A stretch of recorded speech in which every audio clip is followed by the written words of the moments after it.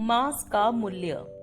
मगध सम्राट बिंदुसार ने एक बार अपनी सभा में पूछा, देश की खाद्य समस्या को सुलझाने के लिए सबसे सस्ती वस्तु क्या है।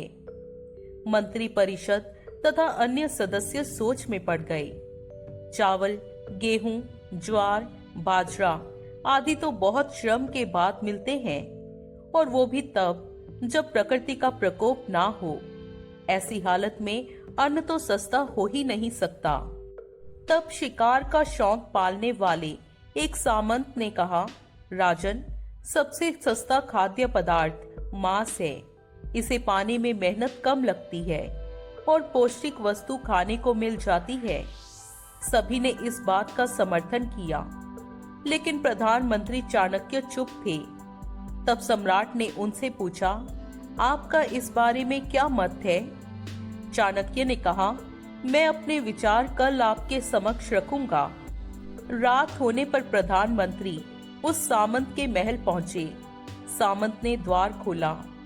इतनी रात गए प्रधानमंत्री को देखकर घबरा गया। प्रधानमंत्री ने कहा, शाम को महाराज एकाएक बीमार हो गए हैं।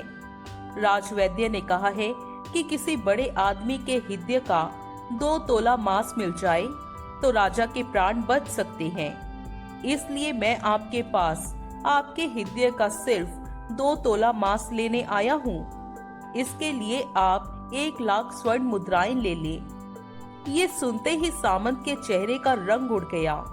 उसने प्रधानमंत्री के पैर पकड़कर माफी मांगी और उल्टे 1 लाख स्वर्ण मुद्राएं देकर कहा कि इस धन से वो किसी और सामंत के हृदय का मांस खरीद ले। प्रधानमंत्री बारी बारी सभी सामंतों, सेनाधिकारियों के यहाँ पहुंचे और सभी से उनके हृदय का 2 तोला मांस मांगा, लेकिन कोई भी राजी न हुआ।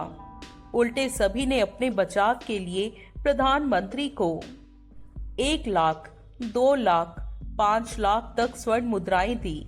इस प्रकार करीब 2 करोड़ स्वर्ण मुद्राओं का संग्रह कर प्रधानमंत्री सवेरा होने से पहले वापिस अपने महल पहुंचे और समय पर रात सभा में प्रधानमंत्री ने राजा के समक्ष 2 करोड़ स्वर्ण मुद्राएं रख दी। सम्राट ने पूछा, ये सब क्या है। तब प्रधानमंत्री ने बताया कि 2 तोला मांस खरीदने के लिए इतनी धनराशि इकट्ठी हो गई, फिर भी 2 तोला मांस नहीं मिला। राजन, अब आप स्वयं ही विचार करें कि मांस कितना सस्ता है। जीवन अमूल्य है।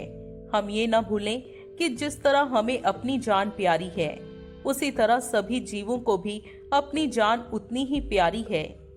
लेकिन वो अपना जान बचाने में असमर्थ है, और मनुष्य अपने प्राण बचाने हेतु हर संभव प्रयास कर सकता है। बोलकर, रिझाकर, डराकर, रिश्वत देकर आदि आदि। पशु ना तो बोल सकते हैं, ना ही अपनी व्यथा बता सकते हैं। तो क्या बस इसी कारण उनसे जीने का अधिकार छीन लिया जाए। शुद्ध आहार शाकाहार, मानव आहार शाकाहार।